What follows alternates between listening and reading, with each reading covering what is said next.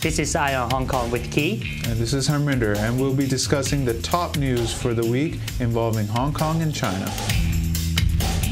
And welcome to the 53rd episode of Ion Hong Kong. Hello, Key. Hello. How are you? Good. And Interesting week, as usual. Yeah, very exciting. So we had the leakage. Yes, the biggest news of the week. Yeah, the biggest news of the week was the internal leakage. More exciting than any TV drama on TVB. You know what's funny? That I said the same thing to a friend. Oh, I see. That this reality in Hong Kong is more exciting than any TVB drama I think that's so on TV these days. So Jasper Jung, right, the LegCo president, was caught right, coordinating voting. Trying to pace the timing for voting. Right. Where they wanted the vote to happen before 5 p.m. because, like I said last week, after 5, the crowds swell. Right. They wanted to get the vote over with before that happens. And from the WhatsApp messages, they're even holding out for some Democrats to switch their vote, which made no sense to me, that they actually thought that would happen at the last minute. And they were afraid of People Power's Albert Chen. Yeah, at the end of the day, actually, is waiting for Albert Chen. Yeah, but not waiting for Uncle Fat. Uncle Fat, and they were actually waiting for him instead, waiting for him to speak, or they were afraid he'd call an adjournment or something like that. And he also, when he walked in, Jasper Jung's, there was a screenshot of his phone, and it said the bandit or thief has arrived. Yes. And Jeffrey Lam right after said, Tai Ko, meaning Albert Chan is here. That's his nickname.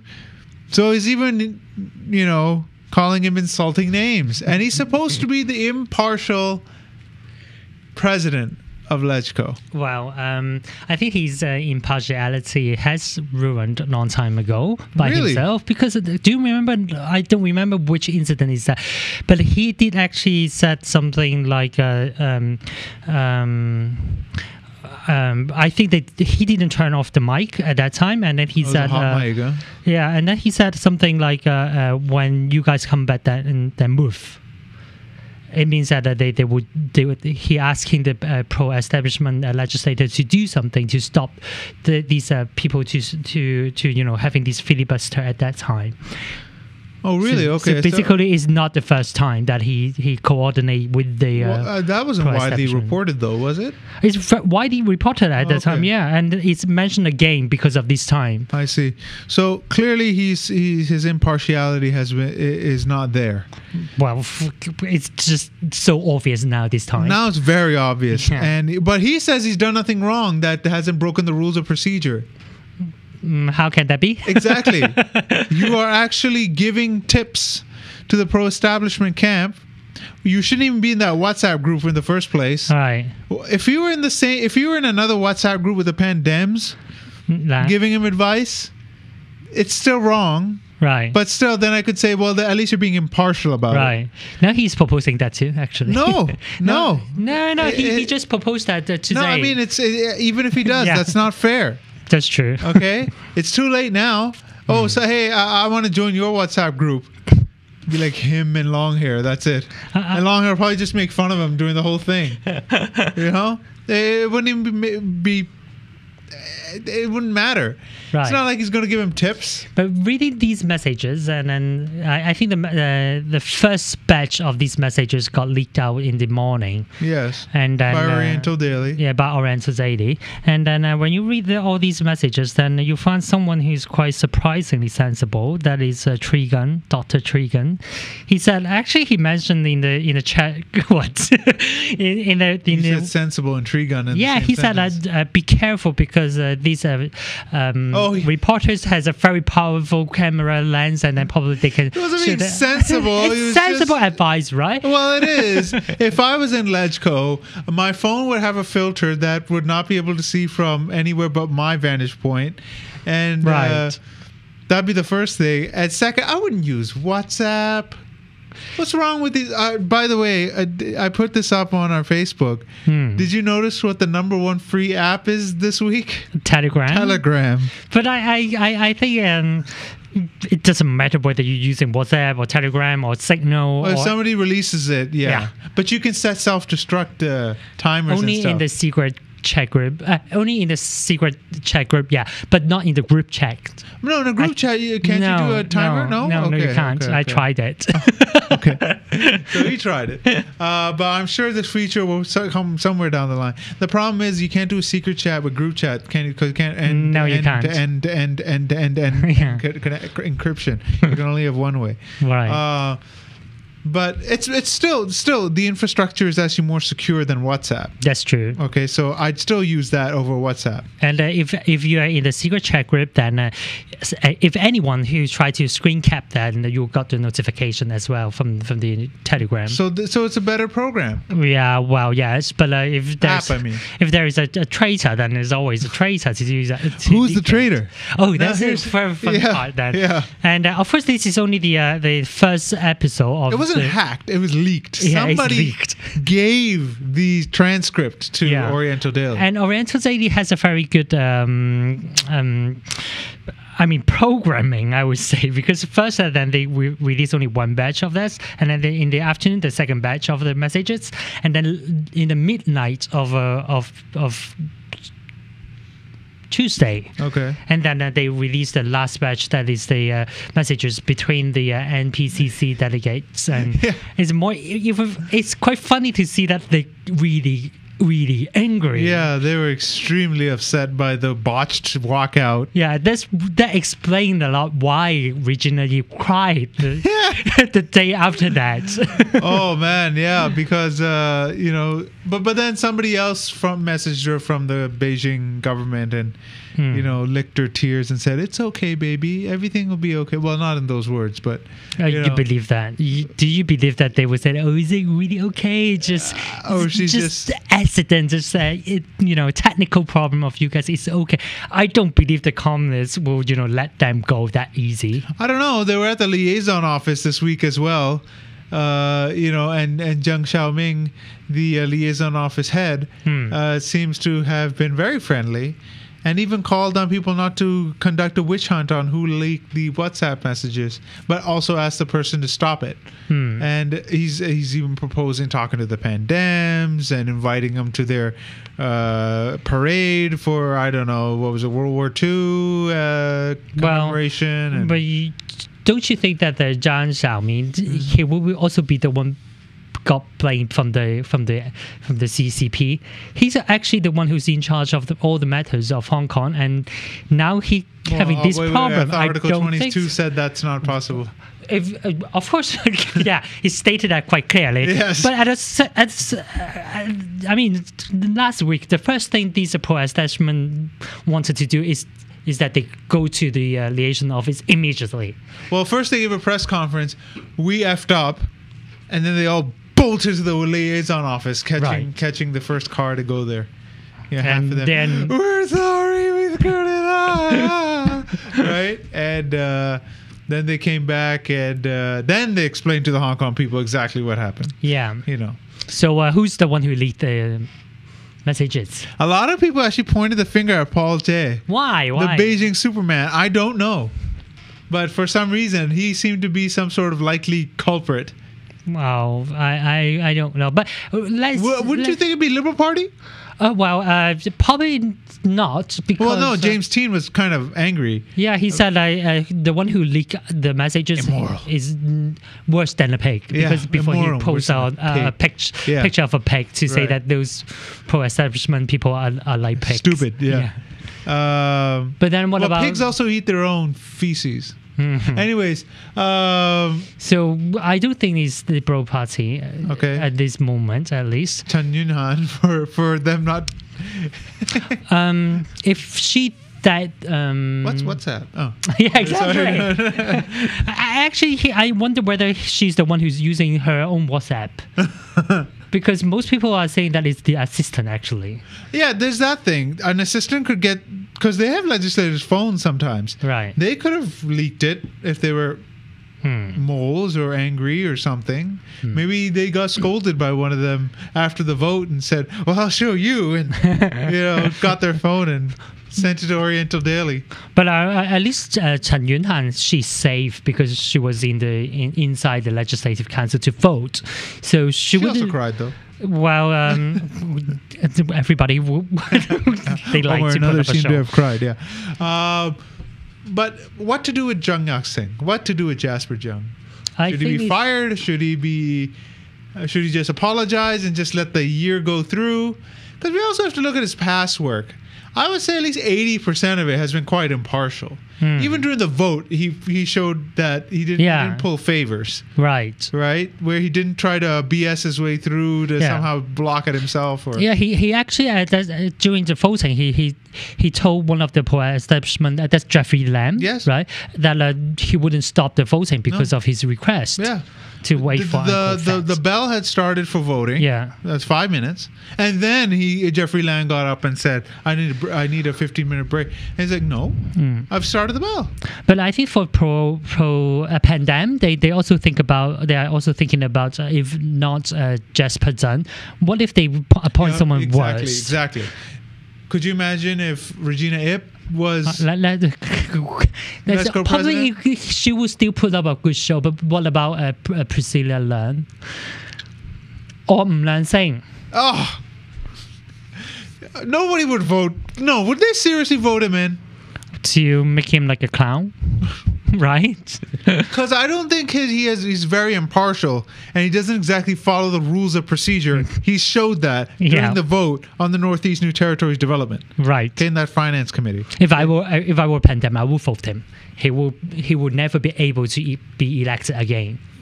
Right? He's uncontestedly elected anyways. Oh yeah, true. Okay, he got uncontested. Zero votes from anyone in Hong Kong. So there you go. So that makes no sense. That's a good question. Once Jasper Jung, because I don't think he's going to run after his term's over. 65, right? I'm sure he's tired. He couldn't go up to 70 continually. He may run for CE for all we know, but I doubt that as well. Can he run for the CE? Can he?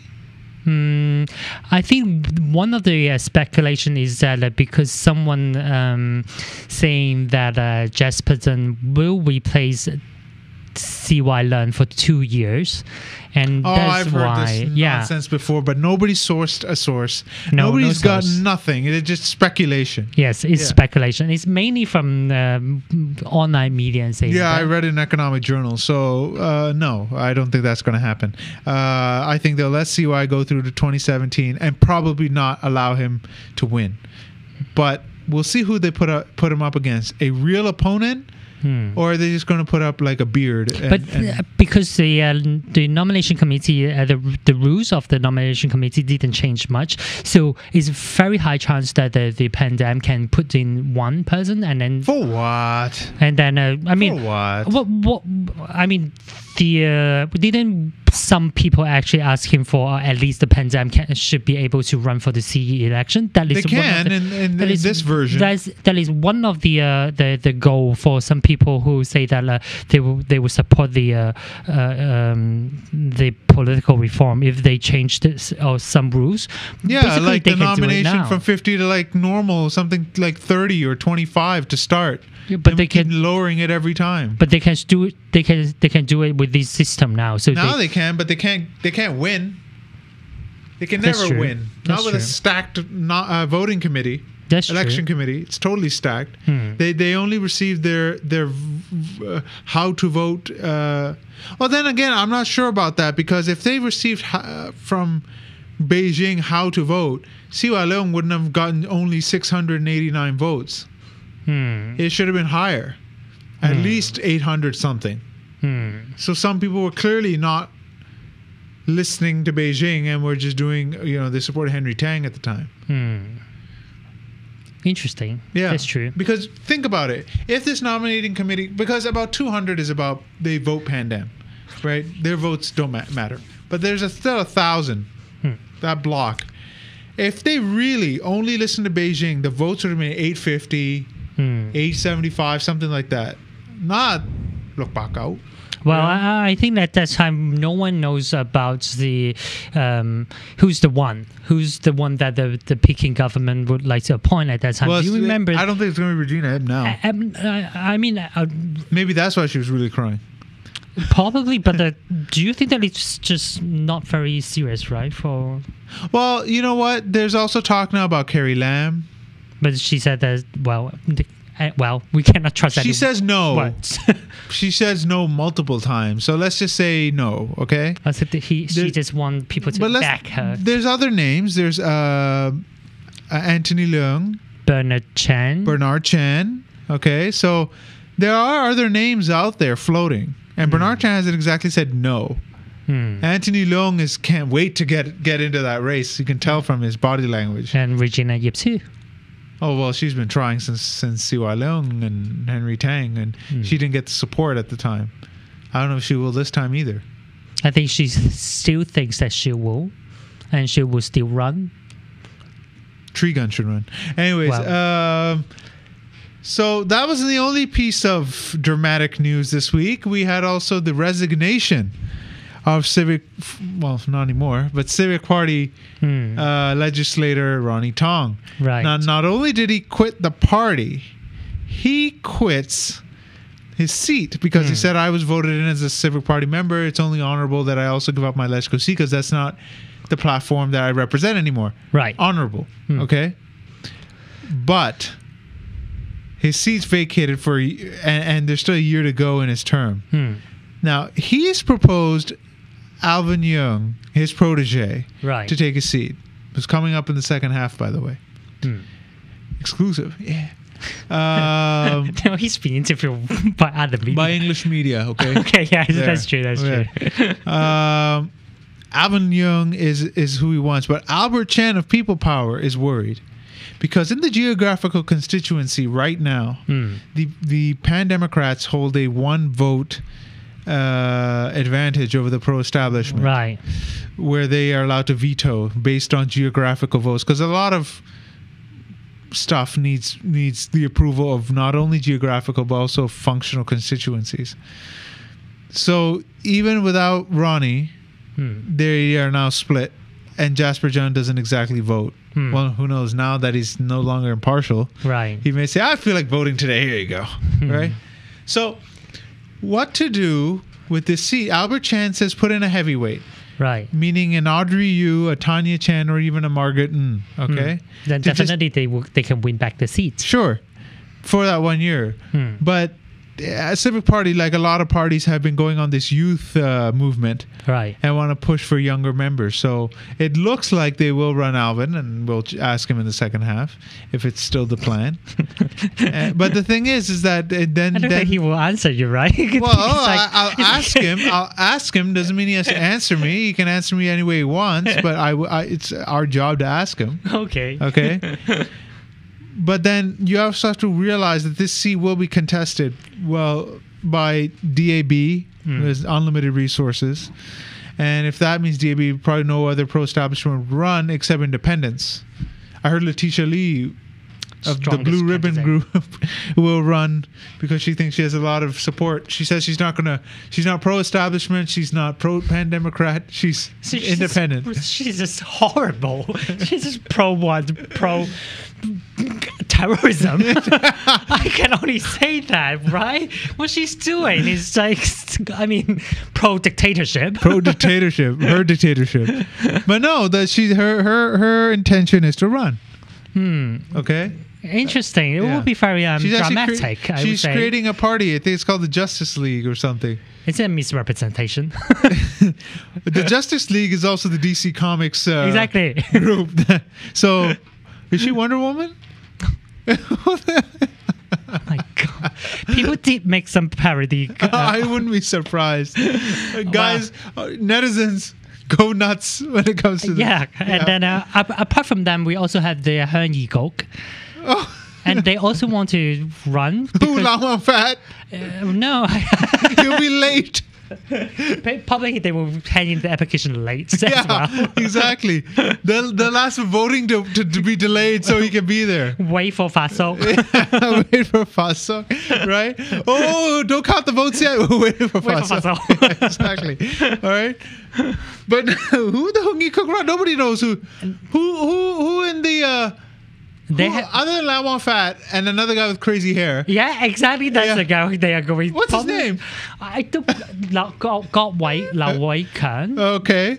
Is it? I don't quite remember. But his hair hasn't changed in forever. It looks like a tree growing. Yeah. He would run.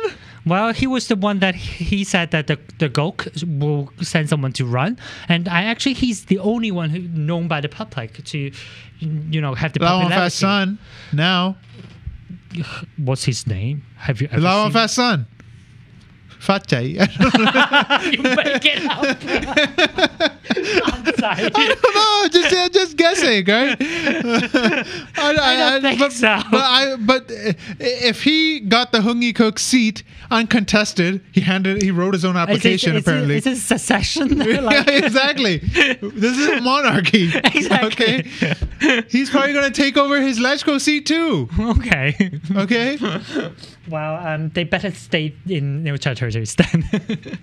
So New Territories East is going to be hotly contested, it seems, and I really hope that Alvin Young has the, I guess, political star power to challenge him. But because I don't want to see a landslide defeat or anything, just because they don't know who he is. But traditionally, the New Territories East usually is quite a lot of Pan Dem supporter at that area. Like last time in year 2012, the election, I think Pan Dem, they won probably around 50% of the votes, and the it elected like Ray Chan, Emily Lau, and Ronny Tong. And Ronny Tong actually he didn't get quite a lot of votes. So he just scraped by. He just.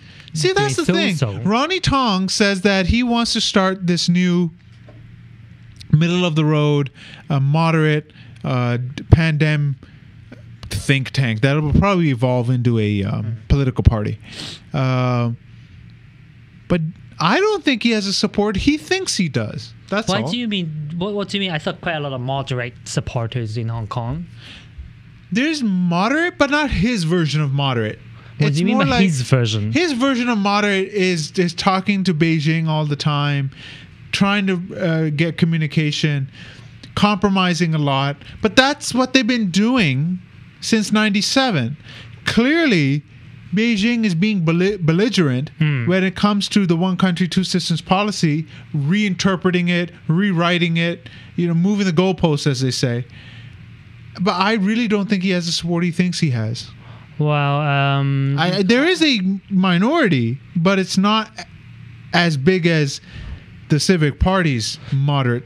That's also quite true, supporters. because when you look at I think in New Territories East, one of the most popular or most high-profile legislator, I would say actually is Gary Fan. Because he's gaining quite a lot of popularity recently because of the localism issue. The Hong Kong First group with Claudia Mo. Yeah, and it seems that Ronny Tong really losing the support. Yeah, exactly. That's the thing. I just do not see him. I don't think he has the support he thinks he has. You mean in whole Hong Kong? Yes. I think society is so polarized now that you're either very pro-establishment or you're very Pan Dem. So there really no middle way? Here's a question. Well, any of the localist groups challenge the seat? Like Civic Passion or Hong Kong Indigenous or any of these groups? I haven't heard of anyone talking about it, but I do saw some people from their group saying that they should, but they didn't really have the selected person to go after that. Who can they run? Who will be able to run? What's his name? The guy who's the head of Civic Passion. Wang Yangda. Yeah, Wang Yangda. Yeah. I'm not sure. since we're at Mimi, we cannot get him on. Well, yeah. Interview him. But I would love to. I would too. I actually ran into him one day a couple of weeks ago. He's actually quite polite. Yeah, he is. Yes. He is. He's quite polite, and this is, might have trouble with the English, but it's not terrible. Maybe we sneak him in and put a disguise on him. Yeah, we might do that. Sorry, Mimi. But yeah, but he's the only one that's recognizable at this moment. I think he's the one who's recognizable. Yeah, after Wong Yuk Man, it's him. Yeah. But even though he's an independent, apparently. But I mean, when you're talking about the localism group, then Pacific Passion is only one. That's what I said. There's Hong Kong Indigenous and all these other groups, right? But you don't know, you cannot really recognize who's the leaders, though, right? Yeah, no, I know the group name. I don't know who's. I only know him. Right. Wong Yin Tat. That's it. I think they still have some more groundwork to do. Yeah. Because they don't have the political star power that they need. Yeah, and that takes time, though. Right. Maybe year 2016 we'll see more. That's next year. Well, they from now until then, they're going to put up some stars. I mean, really. Plus, you need about $2 million to run an election in LegCo. At least Pacific Passion, they have a online radio station and the newspapers and everything. So, Passion Time. Yeah, so probably maybe they can raise the funds. Yeah, do a crowdfunding thing or something. But I do love to see more people from the localism side too. You would? Yeah, I would love to see, because it does represent some. Well, they already have their representative in there. Ron Yuk Man. Yeah. But will he run next time? That I don't know. If he doesn't, then of course they need to put somebody else in. I don't mind having a wide spectrum of people in the legislature, but I don't think, Oh, by the way, will Long Hair run again? I don't know too. Yeah. Assuming but he's challenging Robert Chow, saying that if he can run for the by-election, if he can win more than half of the votes that he got. Oh, he was the one who got most of the votes in the New Territories East. So he's challenging Robert Chow. Was Long Hair? Yeah. He was number one. Yeah, he was the number one. You're kidding? No, I'm not kidding. He's always number one. Wow. And then he challenged Robert Chow, if he can win half of his vote, then he will admit his failure. Well, Robert Chow has a lot of supporters according to his signature campaign, so I think so too. Probably he should really run. He should run. Yeah. I think he would have like a landslide victory. Right, but 13-year-olds can't vote. Nor can dogs and cats and Batman and Captain America and Mao Zedong and whoever else was written into your signature campaigns. So he might have some trouble then. Well, he will find someone to, Well, people who are busting from the mainland can't vote either. Well, you never know. We have 蛇齋種餅. Well, who's that? The 蛇齋種餅, the snake soup and the everything that he prefers. But they can't vote because they don't have the ID card or the voter registration cards. Well, are there all people who would love to? Well, perhaps. Well, yeah. Perhaps. But at the end of the day, I'm not sure about Ronny Tong and his support. So moving on to the next topic. And that is? That is the some weeks ago we invited the Ray Chan to come, and then he talked about his complaint. Yes. And then he will file a complaint to EOC. Yes. And then yesterday he got a rejection from the EOC saying that they have no power, and then to help him, to assist him in dealing with this complaint case. Yeah, because it has nothing to do with employment or any of those things. I don't see how the EOC department is responsible for just two idiots on a train spewing abusive language at him. That's also quite true too. Yeah, it's just not their deal. That's all. It's like asking, the police department put out a fire. But I mean, it's like it's also talk about. I think it's one of the things that whether the Discrimination Act provide enough protection to the minorities as well. But he wasn't discriminated against for employment or anything. No, that's why. You're talking about hate speech. Right. Hate speech laws. Yeah. But then what's hate speech? And then you have to look at the video to judge by yourself, or let the judge to decide whether what people are saying the word retarded is can be considered hate speech because that person is disabled. But then I hear it, from people. Should we put him in jail for saying it? Oh no, that's I mean, you're talking about criminalizing it, or whether it shouldn't be, him? or don't you remember the movie Demolition Man when every time he swore a ticket would come out? No, when you talking about fine, it's also a criminal sanction as well. Yeah. So we also have this very interesting new law called sorry law. The sorry law, yeah. You can say sorry without having liability. Exactly. Yeah. Would that help on the minority case or helping the discrimination case? Probably one of the topics that they should explore. I do not want hate speech laws because they're like, come on. Political correctness is worse than hate speech, in my opinion. Suddenly stuff, the most ridiculous stuff is considered offensive to people now. You know, the word brown bag is banned in Seattle because somehow it has connotations of racism against brown people. Like, what? I've never heard that before. Brown bagging your lunch, take away. That's what it means. But somehow people are saying, Jay Leno said this, the comedian, okay? They asked him, where do you want to go for dinner? He said, they suggested Mexican. He's like, no, I don't really like Mexican. And the guy's like, isn't that a little racist? I mean, that's what happens. You suddenly censor yourself and think that things that are not racist might be racist. Freedom of speech for all, but shame the ones that say the wrong stuff. I would say that if we have to have a law about that, then I don't support the criminalizing it, but I would support that at least as people should apologize. Oh, we're forced to apologize? No, let them be idiots. But we call them out on it. Well, let's see what will happen. Society has changed. Look at the last 20 years. Homosexuality was absolutely not accepted 20 years ago whatsoever. Okay, now it's way more society, culture. It just changed. It'll just happen. They'll be like, well, no, I don't find that funny anymore, or I don't think it's cool anymore to discriminate. It just happens. Yeah. So I'd rather win the cultural war than force it upon people. That's what I'm saying. Basically, then we don't need any discrimination law. No, to be honest, no. But that's too ideal.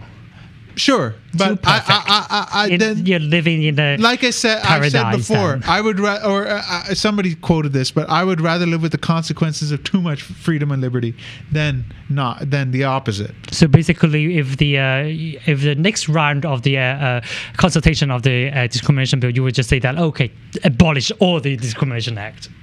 It's already on the books, so I'm not going to say let's start abolishing it, right?